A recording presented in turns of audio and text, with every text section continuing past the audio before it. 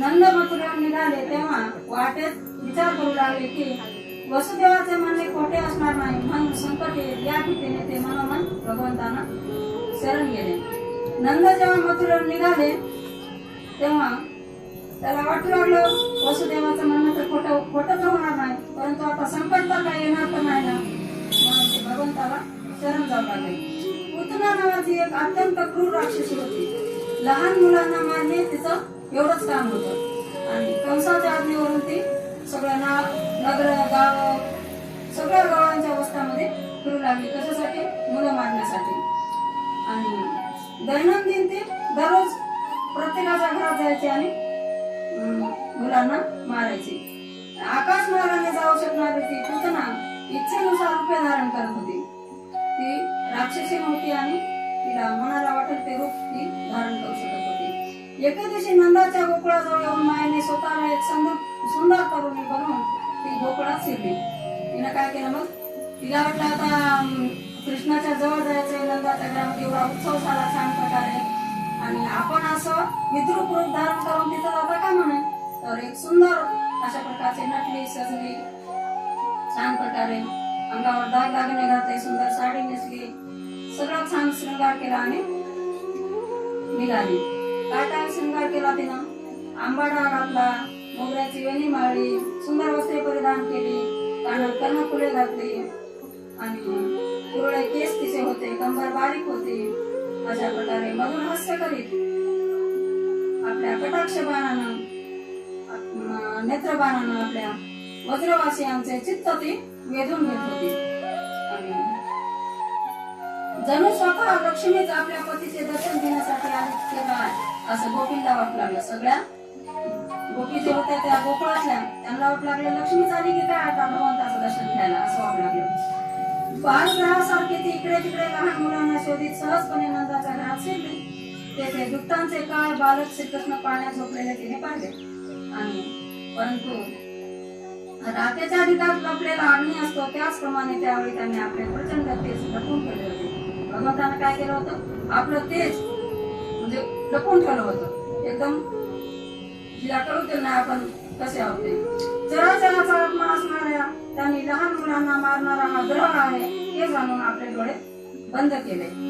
जसे एखाद्याने नकळत झोपलेल्या सापाला दोरी समजून उचलून घ्यावे त्याचप्रमाणे आपल्या काळरूप श्रीकृष्णाला पुतण्याने उचलून मांडीवर घेतले आणि भगवंतानं काय केलं?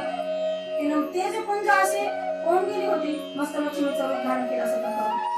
तर मग तिला पाहिल्याबरोबर भगवंतानं काय केलं? डोळे बंद केले आणि तिला वाटलं की बाबा भगवंतांना आता तर डोळे बंद केले, आपल्याला काय हरकत नाही म्हणजे मांडीवर घ्यायला आता. आणि कृष्णाने काय केलं? कृष्ण भगवंताला मांडीवर घेतलं आणि मखमली म्यानात लपलेल्या तीक्ष्ण धारेच्या तलवारीप्रमाणे पुतणेचे हृदय क्रूर होते, परंतु वरवर मात्र ती अत्यंत मधुर व्यवहार करीत होती. आतून तर म्हणजे राक्षसी व्रतीचं व्रती धारण करून आली होती, कृष्णाला मारण्यासाठी आली होती, स्तनामध्ये विष भरून आली होती, परंतु वरून तर असे जस काय कोमल सुंदर मधुर अशा प्रकारचं व्यवहार करीत होती. रोहिणीने आणि यशोदेने तिला पाहिले पण तिच्या सौंदर्य प्रभावाने हतप्रभ होऊन स्तब्धपणे त्या तिला पाहतच राहिल्या. त्या दोघी रोहिणी आणि यशोदा त्या दोघी तिच्याकडे पाहतच राहिल्या, ते भानावरच राहिल्या नाही तिला पाहून आणि बालकाला भयंकर मांडीवर घेऊन त्याच्या तोंडात आपला स्तन दिला. त्या स्तनाला अतिशय भयंकर आणि कोणत्याही प्रकारे न पचू शकणारे विष लावलेले होते. तेव्हा भगवंताने रागाने दोन्ही हाताने तिचे स्तन जोरात दाबून तिच्या प्राणासह तिचे दूध प्राशन केले. तिची सर्व मर्मस्थाने खिळखिळी झाली. अरे सोड सोड पुरे कर असे ओरडत वारंवार आपले हातपाय आपटे रडू लागले. तिने डोळे फिरले आणि तिचे शरीर घामाने गच्च भरून गेले. तिच्या महाभयंकर आक्रोशाने डोंगरासह पृथ्वी आणि ग्रहासह अंतरिक्ष डगमगू लागले. सातही पाताळ आणि दिशा दुमदुमून गेल्या, विजा कोसळत होत्या. या संख्येने पुष्कळशे लोक जमिनीवर घेऊ म्हणजे कोसळले. परीक्षिता अशा प्रकारे पुतणेच्या स्तनामध्ये इतक्या वेदना झाल्या की ती गतप्राण झाली. ती मूळ रूपाने प्रगट झाली. ज्यावेळेस तिचा प्राण निघून गेला शरीरातून तेव्हा ती मूळ स्वरूपात आली. मूळ स्वरूपात तिचं कसं भयंकर शरीर होतं ते बघूया आपण. केस विस्कटलेले, इंद्राच्या वज्राने घायल होऊन वृत्रासुर सापडला होता तशीच ती सुद्धा बाहेर गोठ्यात हातपाय पसरून पडली. राजेंद्रा पुतणीच्या सगळ्यांनी खाली पडता पडता सुद्धा 6 कोस अंतरातील झाडे उन्मळून पडली. 6 कोस पर्यंत म्हणजे एवढी मोठी होती ती, तिथपर्यंत झाड उपटून पडले. अशी अद्भुत घटना घडली. पुतणीचे शरीर अत्यंत भयानक होते. तिचे तोंड नांगराच्या फळाप्रमाणे तीक्ष्ण आणि भयंकर दार असलेले होते. स्तन पहाडावरून निखळलेल्या कंड्याप्रमाणे होते. लाल लाल केस चारी बाजूने विस्कटून पसरलेले होते आणि डोळे अंधाऱ्या वेरीप्रमाणे खोल असे दिसत होते. पुतणीचे ते शरीर पाहून गवळी आणि गोपी भयभीत झाले. तिची भयंकर किंकाळ ऐकून त्यांचे हृदय, कान आणि डोके अगोदरच फुटल्यासारखे झाले होते. जेव्हा गोपीने पाहिले की बाळ श्रीकृष्ण निर्भयपणे तिच्या छातीवर खेळत आहेत आणि असं कृष्ण भगवान तिच्या छातीवर खेळालेलं पाहून सगळे लोक घाबरून गेले आणि श्रीकृष्णाला उचलून घेण्याचा प्रयत्न करू लागले. यानंतर यशोदा आणि रोहिणी गोपींनी गायीचे शेपूट अंगावरून फिरविणे सगळे उपाय केले. कारण कृष्णाला आता भीती वाटली असं काहीतरी झालं असं. त्यांनी प्रथम त्या गोमूत्राने काय केलं, स्नान घातलं. कोणाला? कृष्णाला. नंतर सर्व अंगाला गायीच्या अंगावरील धूळ लावली आणि त्यानंतर 12ही अंगांना भगवंताच्या नावाने शेण लावून पीडाचमन केले. त्यानंतर गोपीने आचमन करून अंगन्यास आणि करन्यास केले. तसेच बालकांच्या अंगावर बीजन्यास केले. म्हणजे असे मंत्र जपू लागल्या की आपल्या कृष्णाला काही होऊ नये म्हणून. गोपी म्हणू लागल्या, अजन्मा भगवान तुझ्या पायाचे, मणिमान गुडघ्याचे, यज्ञपुरुष मांड्याचे, अच्युत कमरेचे, हैग्रीव पोटाचे, केशव हृदयाचे, ईश वक्षस्थळाचे, सूर्यकंठाचे, विष्णू हातांचे, उग्रक्रम तोंडाचे आणि ईश्वर मस्तकाचे रक्षण करो. असं प्रत्येक अंगाचं अवयवाचं भगवान रक्षण करो अशी प्रार्थना करू लागल्या. आता प्रत्यक्षात पाहता हेच भगवान होते, यांच्यापेक्षा दुसरा कोणता मोठा भगवान होता का? परंतु त्यांना काय माहित होता, त्यांच्यावर तर माया टाकलेली होती भगवंतानं. मग अशा प्रकारे त्याने रक्षणासाठी प्रार्थना करू लागल्या देवाकडे. अजून काय करू लागले, म्हणू लागल्या, तुझ्या रक्षणासाठी चक्रधर भगवान तुझ्या पुढे राहोत, गदाधारी श्रीहरी पाठीमागे राहोत, धनुष्य खड्ग धारण करणारे भगवान मधुसूदन आणि अजन दोघे 2 बाजूना शंखधारी, चारी कोपऱ्यामध्ये उपेंद्र, गरुड प्रथेवर भगवान परमपुरुष तुझ्या सर्व बाजूने रक्षणासाठी राहोत. अशा प्रकारचं भगवंताच्या रक्षणाच्या प्रार्थना करू लागल्या भगवंताजवळच. डाकिनी, राक्षसी, कुष्मांडा इत्यादी बालग्रह, भूत, प्रेत, पिशाच, यक्ष, राक्षस आणि विनायक, कठोर, कोपरास, देवती, जष्टा, पुतना, मात्रका इत्यादी शरीर, प्राण तसेच इंद्रियाचा नाश करणारे उन्माद, अकस्मात इत्यादी रोग, स्वप्नात पाहिलेले महान उत्पाद भगवान विष्णूच्या नावाचा उच्चार केल्याने भयभीत होऊन नष्ट होऊन जावं. श्री शुकाचार्य भगवान म्हणतात, शुकाचार्य परीक्षितीला ही कथा सांगत आहे. अशा प्रकारे प्रेम करणाऱ्या गोपींना रक्षा मंत्र म्हटल्यावर यशोदेने आपल्या मुलाला दूध पाजून पाण्यात भिजविले. त्याचवेळी नंद वगैरे गोप मथुरेहून गोकुळात पोहोचले तेव्हा पुतणीने ते भयंकर शरीर पाहून ते चकित झाले. नंदराजाला वाटलं की अरे बापरे, किती मोठ्याच्या मोठं शरीर, आपल्या लेकराला काही झालं तर नसेल ना. अशा प्रकारे त्यांना आश्चर्य वाटलं आपलं तिचं शरीर बघून. ते म्हणू लागले, वसुदेवाच्या रूपात निश्चितच कोण्या ऋषीचा जन्म घेतला असेल किंवा हेही शक्य आहे की वसुदेव पूर्वजन्मीचे कोणी योगेश्वर असतील, कारण ते जसे म्हणाले होते तसेच संकट येते दिसून आले. त्यांना म्हणजे अगोदर संकटाची चाहूल लागली होती, कोणाला? वसुदेवाला. आणि आता खरंच त्यांना म्हणजे ते काय अंतर्ज्ञानी आहे की काय असं वाटू लागलं आणि अगोदरच त्यांनी संकट आल्याची चाहूल पाहून लोकांना सुद्धा वाटलं की वसुदेवानं अगोदरच ते सांगितलं होतं. तोपर्यंत वज्रवासिनी कुऱ्हाडीने पुतणीच्या शरीराचे तुकडे तुकडे केले आणि लांब नेऊन एक एक अवयव चित्तेवर घेऊन जाळून टाकले. एक एक भाग तिचा तोडावा लागला, एक एक अवयव तिचा तोडावा लागला शस्त्रानं आणि मग तिला लांबच्या लांब नेऊन जाळून टाकले. पुतना एक राक्षसी होती, परंतु तिचा देह जळत असताना त्यातून धुपासारखा सुगंध आणि धूर निघू लागला. सुगंध येऊ लागला तिच्या शरीरातून. लोकांच्या लहान मुलांना मारणे आणि त्याचे रक्त पिणे हेच तिचे काम होते. श्रीकृष्णाला सुद्धा तिने मारून टाकण्याच्या इच्छेने स्तनपान केले होते, तरी सुद्धा तिला सद्गती मिळाली. तर मग जे परमात्मा श्रीकृष्णाला श्रद्धा आणि भक्तीने माते प्रमाणे प्रेमपूर्वक अतिशय प्रिय असणारी वस्तू समर्पित करतात, त्यांच्या समोर काय बोलावे. मग अशी पुतना विरोधी भक्ती करून कृष्णाला मारण्यासाठी काय विष भरून गेली होती, तरी तिचा सुद्धा भगवंतांना उद्धार केला. तर आपण तर भगवंताची प्रेमानं भक्ती केल्याच्या नंतर आपला उद्धार होणार नाही, शंका कसली? असं सर्वांना वंदनीय असणाऱ्या ब्रह्मदेवादी देवांना सुद्धा वंदनीय आणि भक्ताच्या हृदयातील सेवा असणाऱ्या चरणाने पुतणीचे शरीर दाबून भगवंताने तिचे स्तनपान केले होते. जरी ती राक्षसी होती तरी सुद्धा मातेला मिळणारी स्वर्गगती तिला मिळाली. तर मग त्यांच्या स्तनाचे दूध भगवंत ब्रह्मदेवाने वासरे व गोपालक यांना लपून ठेवलेले वेळी प्रेमाने प्याले. आणि त्या गायी आणि मातांची गोष्ट काय सांगावी. पुत्रप्रेमाने आपणाहून पाजणारे त्यांचे दूध भगवंत भरपूर प्याले. त्यांना भगवान देवकी नंदनाने मोक्षापर्यंत सर्व काही दिले. राजन, ज्या गोपी गायी नित्य भगवान श्रीकृष्णांना आपल्या पुत्राच्या रूपातच पाहत होत्या, त्या अज्ञानजनित संसार चक्रात कधीही अडकू शकत नाही. मग तिथल्या गोपी ज्या होत्या, प्रत्येक वेळा प्रत्येक काम करत असताना प्रत्येक ठिकाणी एक गोपाळ कृष्णालाच पाहत होत्या. आणि आपल्याला सुद्धा तोच इशारा केलेला आहे, प्रत्येक ठिकाणी सर्वांच्या हृदयामध्ये असणारे भगवान आपण सुद्धा त्यांनाच पाहायचं आहे. शरीराला, वरच्या शरीराला नाही पाहायचं. वरचं शरीर तर नाशिवंत आहे आणि या नाशिवंत शरीराला बघितल्यानंतर आपल्या मनामध्ये काय होते, नश्वर शरीराला बघितल्यानंतर द्वेष, मत्सर, 6 प्रकारचे शत्रू आहेत. काम, क्रोध, मोह, मत्सर, लोभ, दंभ, अहंकार अशा प्रकारचे शत्रू आपले कार्य करीत असतात. शरीराला बघून काम करत राहिल्याबद्दल. परंतु तेच शत्रू आपण त्याच्या अंतरात्म्याला जर आपण पाहत असल्यास समोरच्या व्यक्तीच्या, तर तेच शत्रू आपल्याला चांगल्या प्रकारचे कार्य करून देतात. राजन, ज्या गोपी व गायी नित्य भगवान श्रीकृष्णांना आपल्या पुत्राच्या रूपात पाहतात, नंद वगैरे गोपांना जेव्हा चित्तेचा दुधाचा सुगंध येऊ लागला तेव्हा हे काय आहे, हा सुगंध कुठून येत आहे असे म्हणत ते वज्रामध्ये पोहोचले.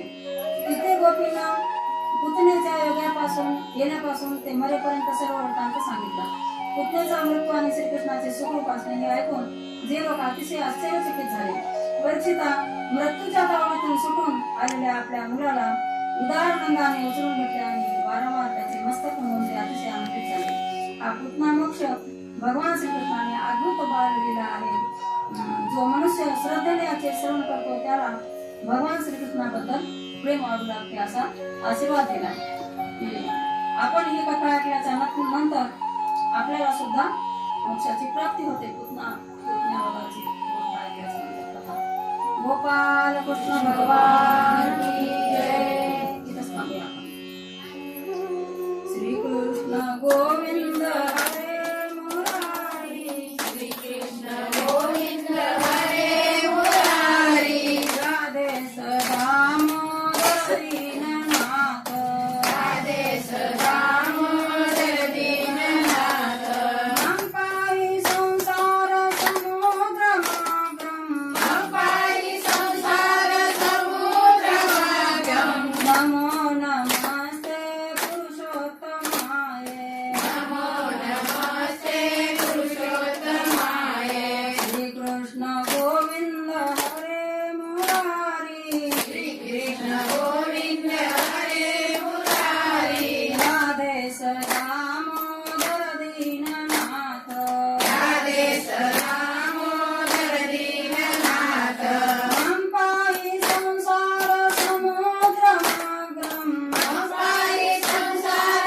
समुद्र मागम, नमो नमस्ते पुरुषोत्तमाय, नमो नमस्ते पुरुषोत्तमाय, श्रीकृष्ण गोविंद हरे मुरारी, श्रीकृष्ण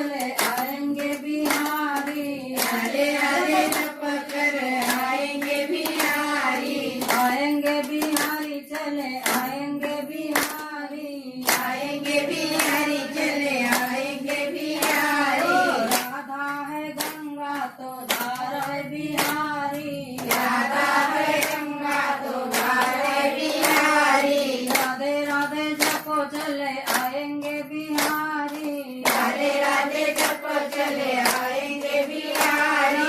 रानी की जय महारानी की जय, राधे रानी की जय महारानी की जय। राधे रानी की जय महारानी की जय, राधे रानी की जय महारानी की जय। वृषभानु दुलारी की जय जय जय, वृषभानु दुलारी की जय जय जय। वृषभानु दुलारी की जय जय जय, वृषभानु दुलारी की जय जय जय। राधे रानी की जय महारानी की जय, राधे रानी की जय महारानी की जय। गुरुवर तुम्हारे प्यार ने जीना सिखा दिया है, गुरुवर तुम्हारे प्यार में जीना सिखा दिया है। ओ गुरुवर तुम्हारे प्यार ने जीना सिखा दिया है, गुरुवर तुम्हारे प्यार में जीना सिखा दिया है। जीना सिखा दिया है, मरना सिखा दिया है, जीना सिखा दिया है, मरना सिखा दिया है। ओ जीना सिखा दिया है, मरना सिखा दिया है, जीना सिखा दिया है, मरना सिखा दिया है। ओ गुरुवर तुम्हारे प्यार ने जीना सिखा दिया है, गुरुवर तुम्हारे प्यार में जीना सिखा दिया है। भटका हुआ था रास्ता, भटका हुआ तरासता, भूला हुआ था मैंने, भूला हुआ था मैंने। भटका हुआ था रास्ता, भटका हुआ तरासता, भूला हुआ था मैंने, भूला हुआ था मैंने। मुश्किल पड़ी भी सामने मंजिल दिखा दिया है, मुश्किल पड़ी थी सामने मंजिल दिखा दिया है। गुरुवर तुम्हारे प्यार ने जीना सिखा दिया है, गुरुवर तुम्हारे प्यार में जीना सिखा दिया है। जीना सिखा दिया है, मरना सिखा दिया है, जीना सिखा दिया है, मरना सिखा दिया है। गुरुवर तुम्हारे प्यार में जीना सिखा दिया है, गुरुवर तुम्हारे प्यार में जीना सिखा दिया है। मेरे देवा सदगुरु देवा, मेरे देवा सद्गुरु देवा, सारी उम्र करूं तेरी सेवा की जय जय सदगुरु देव, की जय जय सद्गुरु देवा, की जय जय सद्गुरु देवा, की जय जय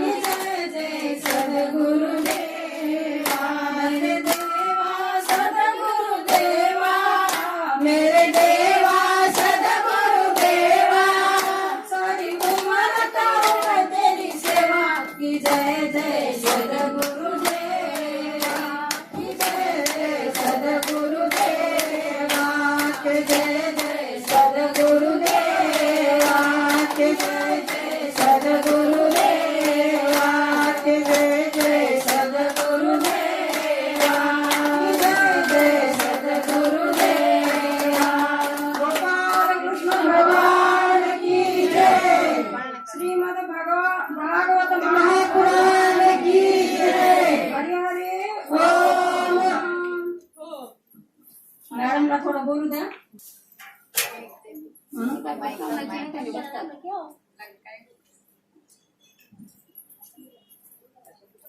माता यशोदा ग देई पाळण्याला झोले, पाळण्याला झोले. देवकीचं बाळबाई नंदाधरी आले, देवकीचं बाळबाई नंदाधरी आले. देवकीचे बाळबाई नंदाधरी आले, देवकीचे बाळबाई नंदाधरी आले. पाळण्यात झोपविला कोण्या माऊलीचा काना, पाळण्यात झोपविला कोण्या माऊलीचा काना. माये पण जागे झाले फुटे यशोदेला पाना, माय पण जागे झाले फुटे यशोदेला पाना. रूप यादव वंशाचं दारी लाविले, रूप यादव वंशाचं दारी लाविले, दारी लाविले, दारी लाविले. देवकीचं बाळबाई नंदाधरी आले, देवकीचे बाळबाई नंदाधरी आले. गोकुळीच्या माऊलानं दूध आणा वाटी वाटी, गोकुळीच्या माऊलानं दूध आणा वाटी वाटी. हळू हळू वाढे काना भूक याची झाली मोठी, हळू हळू वाढे काना भूक याची झाली मोठी. रूप यादव वंशाचे अंगणात डोले, रूप यादव वंशाचे अंगणात डोले, अंगणात डोले. देवकीचं बाळबाई नंदाधरी आले, देवकीचे बाळबाई नंदाधरी आले. माय बाप ठाव नाही माझ्या लाडक्या कृष्णाला, माय बाप ठाव नाही माझ्या लाडक्या कृष्णाला. त्याच्या माऊलीच्या दैवी मथुरेची बंदी शाळा, त्याच्या माऊलीच्या दैवी मथुरेची बंदी शाळा. त्याच्या हृदयाची माया काळजात डोले, त्याच्या हृदयाची माया काळजात डोले, काळजात डोले. देवकीचे बाळबाई नंदाधरी आले, देवकीचे बाळबाई नंदाधरी आले. माता यशोदा ग देई पाळण्याला झोले, पाळण्याला झोले. देवकीचे बाळबाई नंदाधरी आले, देवकीचे बाळबाई नंदाधरी आले. कृष्ण भगवान की जय. मॅडम थोडं काय सांगायचं ते सांगा, काय सांगा सगळ्या थोडं माहिती जगती करूया.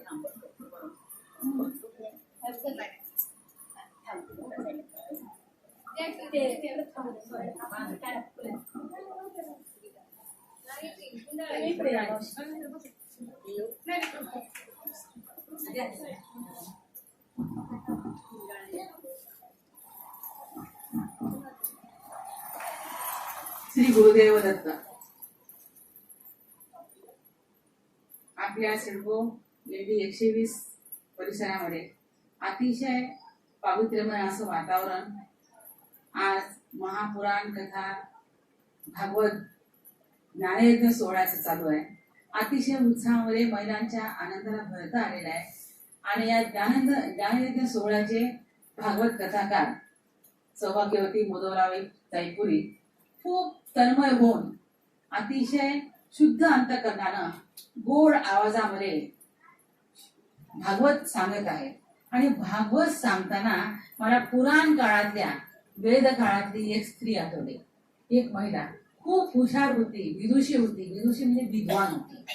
ज्या विद्वान पुरुष असेल तर त्याला विद्वान म्हणतात, म्हणजे ज्याच्याकडे विद्येचं काय वाण आहे. आणि जर स्त्री असेल, महिला असेल तर तिला विदुषी म्हणतात. लक्षात ठेवा. तशी थोर विदुषी वेदकाळात कोण गेली, जिचं नाव होतं गार्गी. गार्गी ही अतिशय हुशार बुद्धिमान अशी स्त्री होती. याज्ञवल्क्य राजा महाराज ऋषीची ती काय होती, पत्नी होती, अतिशय विद्वान. आणि गार्गीच जो आहे काय, गार्गीच्या तोंडून ज्ञानयज्ञ होत आहे काय, असा भास मला यावेळेस झाला. अतिशय चांगल्या प्रकारे खूप ज्यांच्याकडे ज्ञान आहे, ज्ञान संपन्नता आहे, अशा आमच्या मधुवराताई बोली तन्मय म्हणून सांगत होते. आणि तुम्ही सुद्धा तितक्याच आनंदानं, तितक्याच उत्साहामध्ये अगदी पूर्णतः तन मन लावून तुम्ही त्याचा हा भागवताचा ज्ञानयज्ञ सोहळा तुम्ही ऐकत होता. तुमचे कान तृप्त होत होते. एवढंच नव्हे, ज्यावेळेस त्यांनी श्रीकृष्णाचा जन्म झाला आणि मग आमच्या सगळ्या महिला खूप त्यांच्या आनंदाला उधाण आलं. आणि त्यामध्ये बऱ्याच जणी एकमेकाच्या कानात सांगू लागले, अगं काय झालं, श्रीकृष्ण जन्मला, श्रीकृष्ण जन्मला. अशा पद्धतीनं एकमेकांच्या कानामध्ये सांगू लागल्या. हा उत्साह असं वाटत होतं की जणू काही गोकुळच या आपल्या दत्त मंदिरामध्ये अवतरले काय. इतकं छान केलं. आणि 6 महिन्यामध्ये जानेवारी पासून ते एप्रिल महिन्यापर्यंत, मे महिन्यापर्यंत समजा थोडक्यामध्ये मी 2 वेळेस गोकुळात गेले आणि वृंदावनात गेले. गोकुळात राहिले, वृंदावनात राहिले आणि वृंदावनामध्ये मी भागवत ऐकलं. आणि त्यावेळेस सुदाम आणि श्रीकृष्णाचं मिलन, मनोमिलन त्यावेळेस होतं. आणि त्यावेळेस सुदामाला जख्ख झालेल्या म्हाताऱ्या वयस्कर सुदामाला घेऊन टेरीवर येण्याचं काम मला त्यावेळेस भागवतकाराने, कथाकाराने मला दिलं होतं. कुठं वृंदावनामध्ये मी भागवत ऐकले. तितकंच अगदी चांगलं, तितकंच चांगलं, तितकंच अगदी तन्मय होऊन, अगदी मंत्रमुग्ध होऊन या ठिकाणी तुम्ही आणि ताई सगळे काय होतात या ज्ञानयज्ञामध्ये सोहळ्यामध्ये सहभागी झाला. परंतु खंत अशी आहे, ज्यावेळेस श्रीकृष्ण जन्म झाला आणि मग सगळ्या जणी आनंदानं भावविवर होऊन काय होऊ लागल्या, नाचू लागल्या, गाऊ लागल्या, गोड गळ्यात गायन आणि अगदी तन्मय होऊन नृत्य या ठिकाणी करू लागल्या. त्यावेळेस जागाच आपुरी करू लागली. मनात म्हणू लागला की थोडी जागा ज्या झाली ती छान काढा. आणि मग बसणाऱ्या बायकांना काय वाटलं तर कुठं बसावं, जागाच नाही, मागे जावं तर मागे कितीच काय झालं, कमी अपुरी आहे असं एकमेकांना. तरी सुद्धा या जागेच्या कमीपणाला, अपुरेपणाला तुम्ही मात केली, तुमच्या उत्साहाने मात केली. हे माझ्या लक्षात खंत आहे, लक्षात नाही खंत आहे. जवळपास 1 वर्षाचा काळ झाला असेल. याच काळामध्ये माझ्याकडे पुरीताई सगळ्याजणी आल्या, पुरीताई सगळ्याजणी आल्या आमच्याकडं. आणि सगळ्यांनी मला म्हटलं की मॅडम एक काम करा, आणि काय असेल ते की आम्हाला थोडंसं हे बांधकाम व्यवस्थित बांधून द्या. हे जे बांधकाम आहे ते ND1चं बांधकाम आहे, थोडं चांगलं बांधकाम करा की जेणेकरून या ठिकाणी काय होईल, सगळ्यांना बसता येईल, कीर्तन करता येतील, प्रवचन करता येतील आणि पुन्हा आम्हाला रोजच्या रोज आम्हाला भजन करता येईल. भजन आम्ही या ठिकाणी व्यवस्थित करू शकू, सगळ्यांनी सांगितलं. आणि खरंच आहे, मी बऱ्याच वेळेस नगरसेवक असताना मी यायचे आणि मग नगरसेवक असताना मी यायचे तर मला त्यावेळेस की नाही मग महाप्रसादाला बोलवलं जायचं. तर अक्षरशः ज्यावेळेस महाप्रसादा सगळे बसायचे तर पानावर काय यायचे, त्या ठिकाणी जनावर यायचे, गाई यायचे, ढोरं यायचे, नगर यायचे आणि मग ते थैमान सगळं पूर्ण चिखलानं माखलेलं आणि त्या ठिकाणी सगळं व्यवस्थित करून तिकडे सगळे जेवण करतायत. आणि मध्यंतरीमध्येच पाऊस पडायचा, सगळं विस्कटलेलं व्हायचं आणि जेवणावर गिरिजन व्हायचं.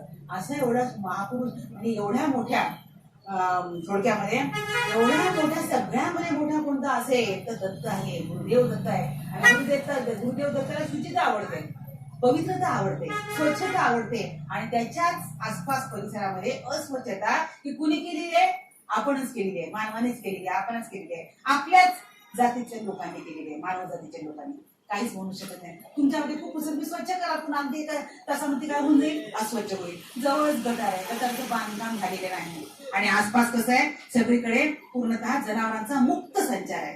आणि याची जाणीव खंत सगळ्या तुमच्या भजनी मंडळासाठी माझ्याकडे तुम्ही 1 वर्षाखाली आला, मला मान्य आहे. आणि त्यानंतर मग 7-8-10 महिन्याखाली मी तुम्हाला काय अभिवचन दिलं, एका आमदाराच्या वाढदिवसाला तुम्ही सगळेजण आलात आणि तुम्हाला मी सांगितले की बाबा आपण काय करूयात, इथं सभागृह. मी सभागृहाचं परिपत्रक केलं तयार आणि दिलं. आणि त्यावेळेस 2 आमदारांच्या साक्षीनं त्यांनी म्हटलं की नाही म्हणे आम्ही करू का, आम्ही अगदी दत्त मंदिरामध्ये आधी सभागृह